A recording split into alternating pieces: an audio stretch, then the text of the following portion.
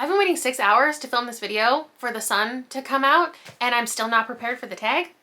Hello my friends, it's Kayla, and it's finally time for the mid-year book freakout tag. I look forward to doing this every single year. I have seen so many people doing it lately, and it's really just gotten a mind of its own. But let's not forget to always tag the creators, because Chammy and Ellie put this tag together like 8 years ago, and I love to see them tagged and mentioned in people's descriptions. So everyone who did it, make sure you go back and you add it, because it gives us such fun content to create halfway through the year and reflect on our books. I know that I wrote the questions down somewhere. There they are. Not only have I been waiting 6 months to do this tag, but I've been waiting 6 hours because it's been pouring rain all day and I was waiting for the sun to come up. And now like the sun is about to set. I've also been waiting in the way that I get why other people do it early, but like I cannot bring myself to film this tag until it's actually halfway through the year and I have finished all of my reads for June, and I finally, just today, read my final thing. So that means I have read 135 books this year. I don't know how many pages, but I'll put it up on the screen. And the first question of the tag really gets right into things and it asks your favorite book. And a couple years ago, I decided I'm not going to answer the tag in order, and I'm also going to add my own question, which is just, how is your reading year going? Like if you could just give us a little update. I'm talking to you and myself because I want to know in the comments how your reading year is going. Is this one that's going well for you? Do you find that you're having a lot of success this year compared to last year? What genre? There's a question that's like, what are you reading more of, that I also added because I really want to know. For me, it has been a bit of a rocky start. For the first half, I've gone a couple months without a single new 5-star or only one. But then the last couple months, I have had five stars in each month, which has been really nice. But I don't know that I've read anything that I would consider like an all-time favorite in my top 10, my top 20 books ever. But I do definitely have a handful of things that I know are going to be in my favorites of the entire year if I don't read anything better. So I feel good about it. I don't actually know my average rating right now. I think it's pretty low compared to normal. Usually I end the year at a 3.7, and this is where it's at right now. So I don't know, but editing me knows. And now I can answer the first official question, and that's, what is your favorite book of the year? What has been your favorite book of the year? And for me, because this is my tag, this is my interview, I'll go ahead and answer first. I have said 2 times out loud in vlogs, this is my favorite book of the year. One of them is right here. The other one, oh boy, is right here. Oh, I also didn't establish. These are all the books that I've read this year, minus like 10 or maybe even close to 20 library books that I didn't re-reserve, or I've been reading some books that I don't have physical copies of. Not very often, but it's happened. So my 2 favorite books of the year. No, I'm not going to choose one. The question is, what's your favorite book? I'm not going to answer that. I love The Haunting of Elkwood by Gwendolyn Keist, which is a paranormal story about grief and friendship and returning to a town that is hidden away supernaturally. And the other one is The Book of Nebo by Manon Stephen Ross, which is an apocalyptic story following a mother and son and them just grappling with the things that they have to do to survive. Let me put that back in the stack. I was going to show you these stacks. Genre-wise, here is everything that I've read and how it stacks up. The one back here is fantasy. This one in front is horror. This one is anthologies. Behind it is romance or smut. This one is dystopian sci-fi stuff. Behind it is general fiction. And on the far right, we have nonfiction here. And behind it is mystery and thrillers. My mystery thriller stack is larger than I thought. Is the next question going to be about genres? We can make it about genres. I want to know what genre you have been loving, or what genre you've been reading more than usual. How is your reading going is my first question for you, but how is your reading year evolving? How's your reading life evolving is my second question for you. I have been really enjoying short translated fiction. That's something that I've noticed. A lot of my favorites fall into that category. I haven't been loving the like monster romance or smutty romance, but I have been reading it. So I guess I'm evolved in that way. I have this silly little Smut of the Month club on my Discord, and just chatting about more explicit titles has been an interesting time. You know, I read one about dinosaurs, I read one about demons, Actually, I read a couple about demons. Serial killer smut is in there. What else? Hockey smut. As far as liking though, there has been this grouping of like fun adventure fantasy that I've been liking, and they've almost all been by men. And if you look at my favorite or 5-star fantasy from the last probably like 3 to 5 years, there aren't many male authors in there, but between How to Become a Dark Lord and Die Trying, Trust at the Emerald Sea, The Emperor and the Endless Palace, I've just been liking a lot more male authored fantasy. So there's that. Next question, which is actually supposed to be the second question, is your favorite sequel of the year. Now, I don't give out 5 stars to sequels like ever. I actually thought about doing a video one time where I talk about my all-time favorite sequels. The only sequels I've ever given 5 stars was going to be the title, and there's like none of them. It doesn't really exist. It would be like 3 books and the video would be over. My favorite sequel though, why don't I know? I've been waiting 6 hours to film this video for the sun to come out, and I'm still not prepared for the tag. That sounds very much like me. Oh, duh. I was gonna say like the Wayward Children series I always answer, or the Nevo, oh my god, what's that series called? I can't remember. The song, the Singing Hills cycle. However, I do have a 4.5 to offer you, and that is A Dangerous Collaboration by, I almost said Veronica Speedwell, by Deanna Raybourn, the 4th book in the Veronica Speedwell series. I love Veronica and Stoker and the little mysteries that they solve. I love the setting. A book making me love a historical setting and like cozy little mysteries enough to continue in the series. It really is just their dynamic, and I want them to get it on. I feel very committed and passionate and dedicated to this couple's love life. They're my favorites. I will say though, while we're talking about mysteries, I really do think that the 4th book in the Finley Donovan series really well completed an arc, and I'm happy with a lot of the resolution that happened in here. So I had the most fun reading this since the 1st book in the series, but that was only a 4. What's next? Best reread. I've only reread 1 book this entire year, but I did just read it for the joy of it because it was a 5-star. It was my favorite book of the year a couple years ago, and I wanted to confirm it's one of the best books, and it is, and it was, and it's the book of the most precious substance. It is a explicit kind of mystery fantasy about a woman who's trying to track down this book, and it'll maybe grant your wishes if you offer your bodily fluids to the book. I had to pitch that book like 4 different times in the year that I read it, in like my wrap up and then my quarterly favorites and then my yearly favorites, and I thought I was done talking about it, but apparently not. Let's move on to the next question. A new release you haven't read yet. Oh no. Why do we have to talk about that? Why do we have to talk about my shame? I don't even know if I have these books anymore. There are 2 books that I have out from the library, or just gave them back to the library because I didn't get to them, and that's where the shame comes into it, because I was the first person to reserve The Last Murder at the End of the World and Island Witch, and then I didn't read either of them. Both of them take place on islands, and I've just heard such average things about both that because I don't envision either being a 5-star favorite of the year, then I just don't read it. And then I feel guilt about taking the spot away from someone else to have gotten to read it from the library. They're definitely not overdue. I renewed one of them, and I think I gave the other back, or it's due in a couple days. Anyway, who knows when I'll get to those. I better never react to this video in the future, because I could see that being something that I do like 5 years from now. So Kayla, if you're here watching this, shame on you for exposing me, and you probably still haven't read them by then. Ooh, next question is most anticipated. That's exciting, because hopefully if I list all of these right now, it means I will absolutely read them by the end of the year. Do you think? One of them is Graveyard Shift by ML Rio. I wanted to pick this so bad for the Literally Dead Book Club, but it's a novella, and I just don't think I'm going to do novellas anymore. But I want to read it so bad, I can't even remember what it's about, but I have to have it. Then, speaking of authors that I've read and loved before, Stephen Graham Jones has the teenage slasher killer book coming soon that I think is going to be, I just feel like it's going to be my new favorite Stephen Graham Jones. So that's exciting. Then Academy for Liars by Alexis Henderson.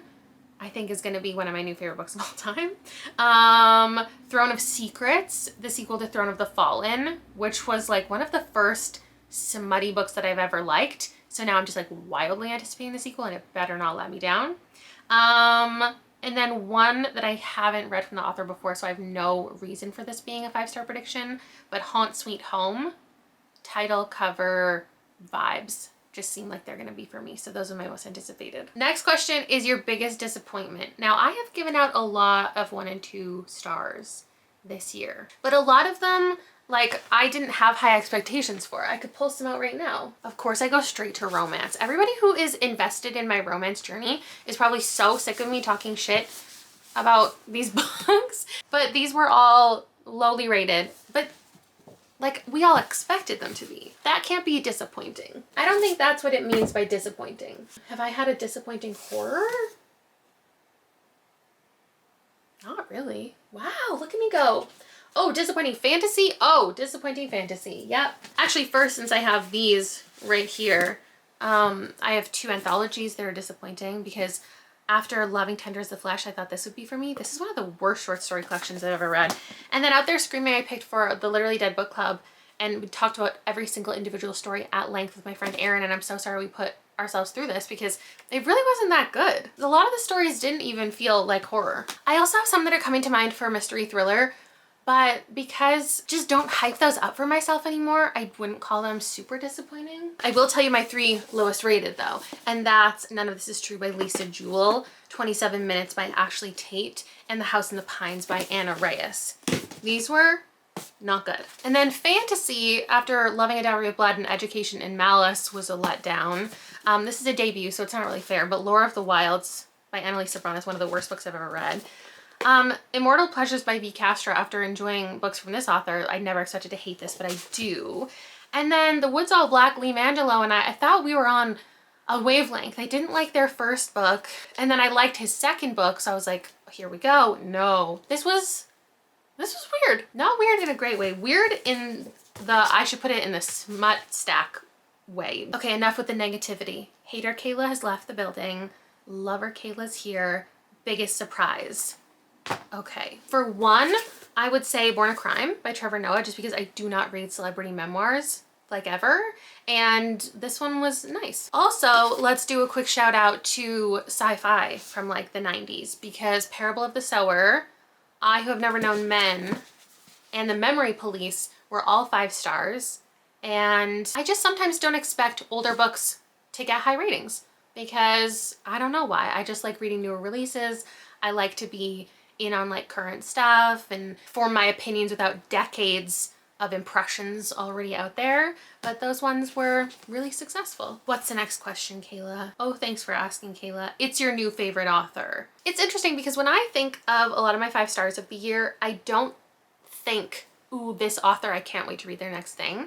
I always think of books independently as like, this was such an interesting concept, and I love that this book exists, and I would love to read more like it, not I would love to read more from this author. I don't know why I'm like that. Oh my god, I have another disappointing one behind me. I forgot to mention it, it's The Honey Witch. This just wasn't all that I wanted it to be. Sorry, hater Kayla came back for a second.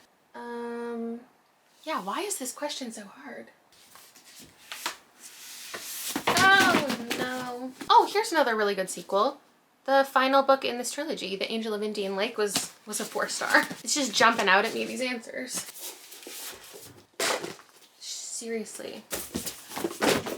Okay. These were some of my favorite horror things that I've read so far, The Haunting of Elkwood and Bloom, but I didn't like the last books that I read from these authors, so I can't think of them as favorites. I gave 5 stars to both of these horrors, The Knock Knock Open Wide and The Horror, but it was my first time with these authors, so I can consider them favorites. I read some of my favorite like murderous women books with eyeballs on the cover. There's a question of my favorite covers. Let me tell you, these aren't going to be the answers, but just because I loved the murderous woman books from them doesn't really mean I want to read more. Django Wexler has such a backlist of books that I am considering reading more from him after reading How to Become the Dark Lord and Die Trying, which was a big 5-star for me.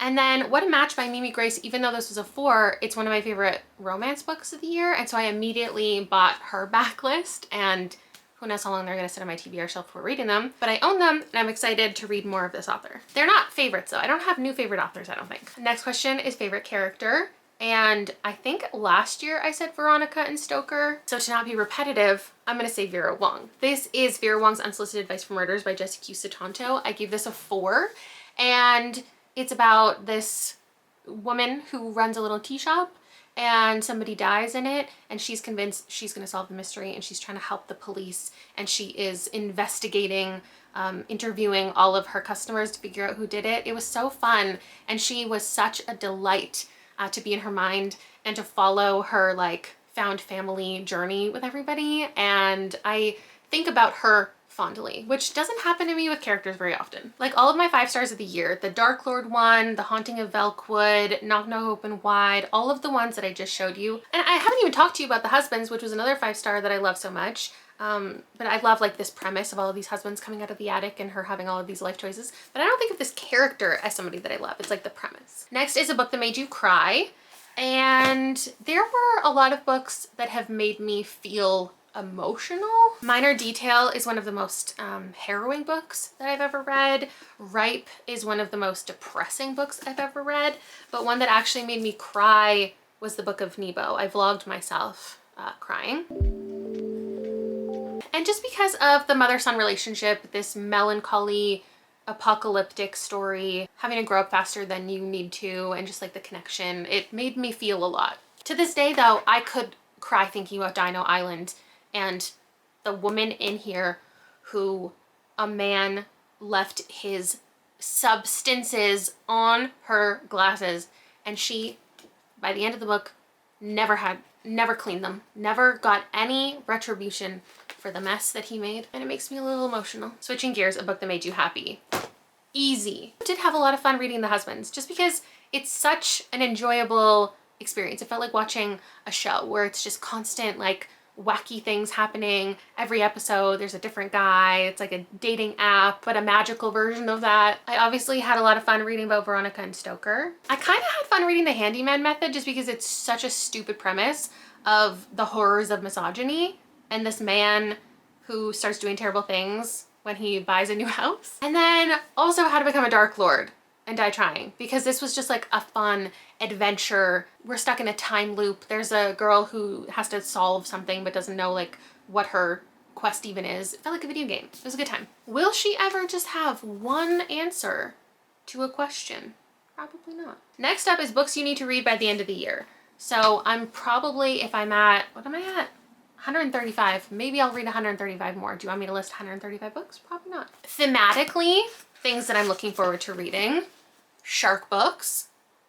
We have a shark vlog coming soon. Haunted house books. I have a haunted house vlog coming soon. And I haven't yet had a 5-star romance or a 5-star mystery. So those are things that I'm looking for. I am working on a romance vlog that hopefully will see the light of day sometime.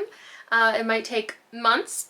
And then if I don't have a 5-star mystery or thriller, I'm going to have to do some sort of video towards the end of the year that's like reading this genre until I get a 5-star, because I can't end the year without joy in that category. The second last question is a reflection not just on the books, but on your content. Because if you're making this tag, you're a bookish creator and it wants to know, did I add this question? I might have. What's your own favorite video that you have made this year? Thinking about mine, my favorite that I've made, I think like the actual process of making, might be one of my most recent vlogs, Hate Comments Choose What I Read, just because there's a lot of different elements within there. It wasn't just a standard reading vlog, like there was a lot of little cutaways and b-roll and things to do besides just read the books, and I had fun with that. And then the most fun to edit was the 24-hour reading challenge, where I stayed up for 24 hours and read as much as I could, because it was just fun to put together. I love the editing as much as the filming. And then, why can't I just have one answer? Maybe my dinosaur video, even though there wasn't a lot of wins in that one, I just love a theme. Final question is your favorite community members. And I just like to mention people that I've been watching recently in case you're looking for somebody to subscribe to. I check my history and I just write down the people who seem to be showing up the most. And right now for me, that is Tori, Allie, and Kel Sweetie. Those are people that I have been watching regularly, tuning in. They're grabbing my attention. I'm interested in what they're reading and their content. So if you want to check them out, I will link them down below. And then also kind of anybody making videos where I recommend them books or they like read my favorites. There has been a lot lately. So I just put together a little playlist. It's very self-indulgent. Oh my God. But I will link it in case you like my videos, you like the books that I read, and you want to see people making similar content, reading other people's favorites or reading my favorites so you can see like if you like similar things. This is a run-on sentence. Anyway, there's a playlist of people reading things because of me. And I'm obviously, I hope it's obvious, honored that anybody would ever mention me in their content. Some of the books have gone well for people, some of them have gone terribly, but you'll have to figure out all of that on your own. So I will link it for you to peruse. And that's it. Oh, for the mid-year book freakout tag. Thank you so much for watching. I hope you let me know everything that I asked you down below. The progress of your reading, your favorite. You can tell me your least favorite if your hater era is also with us right now. And I'll see you in another video soon. Bye!